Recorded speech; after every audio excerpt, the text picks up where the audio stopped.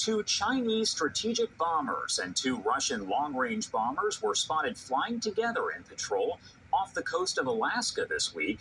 That prompted a joint U.S. and Canadian command to track and intercept the warplanes. NORAD releasing the information and adding the flights were not seen as a threat, but that U.S. and a Canadian fighter jet were sent up in response. This is the first known time that Chinese bombers have flown in the North American U.S. Air Defense ID zone, where aircraft are required to be identified for national security reasons. A lot to this here, so I do want to bring in a real expert to help break it down for all of us.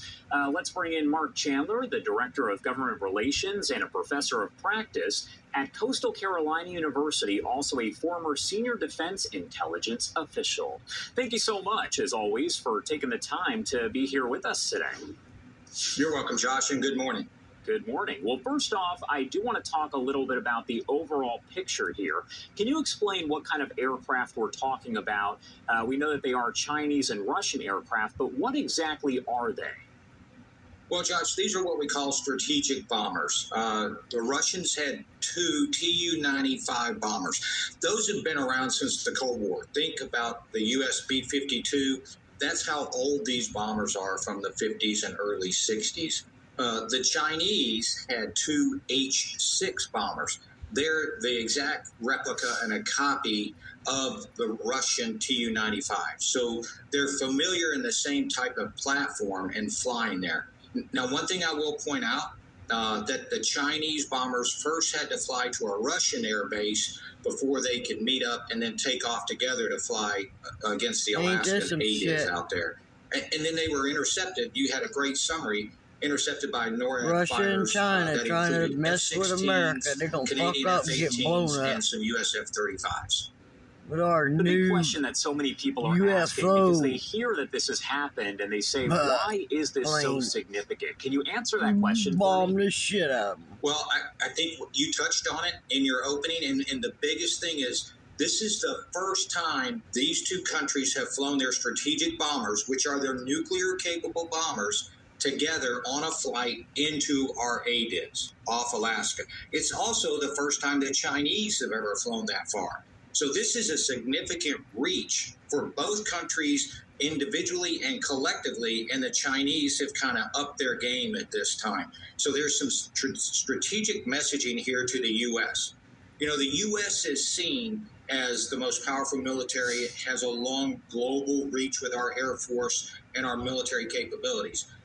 We can't underestimate, say, a Chinese or Russian military capability. They're showing us they can do it. So it's messaging to the U.S., it's messaging to our allies that they can bring the fight, if you will, to our borders. They have the capability to deliver strategic assets there. Something they're definitely trying to send that signal.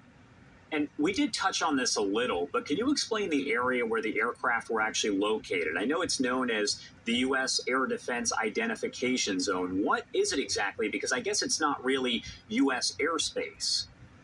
Well, no, and I'll touch on this. First off, every country with a coastline has what's called its territorial space. So our territory, and any nation with a coastline, extends out 12 miles. So you go out 12 miles from your coastline, that water is yours. Only 12 miles? That, all the way to space, is your sovereign territory. These bombers never entered our territorial airspace, but they did get into the ADIZ, as you say. So that's been established probably since the Cold War. And the purpose is to allow nations to identify aircraft with enough early warning to go out there and intercept those aircraft in the ADIZ before they can take any kind of aggressive action against it. So in the old days, aircraft used to have to fly all the way into their target area and drop bombs. The irony about an ADIZ today, because it only goes out a couple hundred miles, is that the Russians and the Chinese both have cruise missile capability that they can launch from beyond the ADIZ. So we're still going to identify the threats, and we're still going to intercept them as they come into that area. We're going to be at A war. lot of people know NORAD as the Santa tracker. That's what you see every time December 24th into December 25th. But I know they do a lot more. Can you break down what the overall role of NORAD is? Well, NORAD is a combined command. It was established in the 50s between the U.S. and Canada to counter the Soviet missile and bomber threats, some of these same bombers that were in Wednesday's incident. So when you look at that, they needed a method to identify and track any kind of missile, incoming missile, intercontinental ballistic missile coming over. The shortest path is across the top, across the North Pole and the Arctic. So you look at that aspect, and we needed that early warning. We needed fighters, so Canada and the U.S. got together. NORAD controls the North American airspace. It is that combined U.S. and Canada command. However, it works in conjunction with the U.S. NORTHCOM, and that's a U.S.-only command. It's at Peterson Air Force Base in Colorado Springs. Both commands are located there, so that's where the command and control for all defense, air defense of the United States and Canada come from. NORAD saying that these aircraft did not appear to be a threat. We've said that a few times, but if that's the case, why would they send the U.S. and Canadian fighter jets up in response? And what do those jets actually do when they're there? Well, that's a dumb question. Well, first and foremost, NORAD released that statement about not being a threat after the intercepts. So what happens when we get an early warning, and we've got early warning capabilities that can detect these long-range strategic bombers well in advance. But we have to send aircraft up to fighter intercepts for a visual inspection. So we'll launch the reaction force of fighters up to intercept them, and they have to get close enough to those bombers to make sure they don't have any cruise missiles on the wings or hung anywhere on those aircraft that can launch. Now, what they can't see would be any cruise missiles that are up in the bomb bays inside the aircraft. But we have to get an immediate visual inspection, and that requires flying close to those aircraft. I mean, there have been incidents where 200 feet might be close enough, but the Soviets fly a lot closer. The U.S. has gotten closer. The Chinese get closer 20 feet. There's been some bumping. So those intercept aircraft will stay with the threat aircraft in this case and ensure that they don't start to veer toward a threat path toward the United States. If they do, then you're going to see a little bit of nudging, aerial nudging in the air where the fighters try to steer them back away from any kind of threat vector. So the fighters will stay with them. We'd have to guarantee they're not a threat. Those fighters that we send up are armed with live air-to-air missiles in case they do have to engage the bombers. Blow them out the damn sky. That NORAD did release this information to the public? Well, no, I'm not surprised. When I worked in DOD, we would get early warning of this. We would send the fighters up. We'd intercept. We would ensure that there's not a threat to the United States or Canada. And after that time, just as kind of a confidence-building measure to show that we can detect this threat early enough, we can defend the continental United States, we're going to release that statement. It's kind of a confidence-building to show that we do have the capability and that we're countering the messaging that, in this case, Russia and China are trying to send to the public. This is a tough question, but what is the current relationship between China and Russia and their relationship overall with the U.S. and Canada? Well, like any good relationship story, it's complicated. First and foremost, China and Russia, and primarily as the Soviet Union, were fighting for supremacy of the communist world. They wanted to be the global communist leader. As a matter of fact, in 1969, they fought a vicious 7-month border war. And so you can see the historic animosity is there between China and Russia.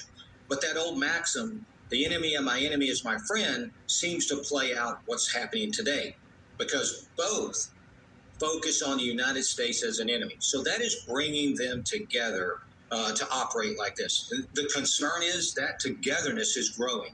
It might be passing, it might be a target of opportunity, if you will, but it's growing. Just 2 weeks ago, they conducted a combined live fire exercise, Russia and China, in the South China Sea. And these type of aerial, not engagements, but combined operations along with naval operations have been occurring and growing in sophistication over the last 4 years. They had 11 ships off the Alaska coast last year. And so you start to look at this growing threat and togetherness. It's all focused against the United States and our allies, and not just China and Russia. This March, China, Russia, and Iran conducted a combined naval exercise in the Gulf of Oman. So you can see that the one common denominator is the U.S. and what they can do to destabilize or threaten the U.S. at that time. All right, Mark Chandler, as always, thank you so much. In intelligence, our job is not to tell you what you want to hear, but to kind of tell you what you need to hear and focus on kind of the future, kind of the strategic picture. And to be honest with you, the United States right now, based on what's happened domestically and what the Chinese, the Russians, Iran are all doing, we are entering into a period between now, or actually we're in it, between now and January of a very vulnerable strategic national threat, if you will. I'm not saying that these countries are going to get together and come after us, but they are working behind the scenes to help destabilize our domestic issue. But if there's a time when the United States is vulnerable during a leadership transition or we're distracted by other factors, it's right now. And if those countries want to act individually, Russia, China, Iran, North Korea even, then they can do so now and feel that this is their advantage. If they bring together some sort of loose coalition, that's even more dangerous and distracting to the United States. So our leadership needs to pay attention externally as well as internally. That must be why Biden dropped out. He got this intelligence and he knew he needed to focus on it. Something that we look totally. Because he is all about our intelligence and military. What we might face. NATO. And that's why I like you, Mark, because you don't sugarcoat it. You tell it like it is. So we appreciate that here. All right. Thank you so much for being here with us today, as always. We appreciate it. You're welcome, Josh. My pleasure. And I hope you have a good day.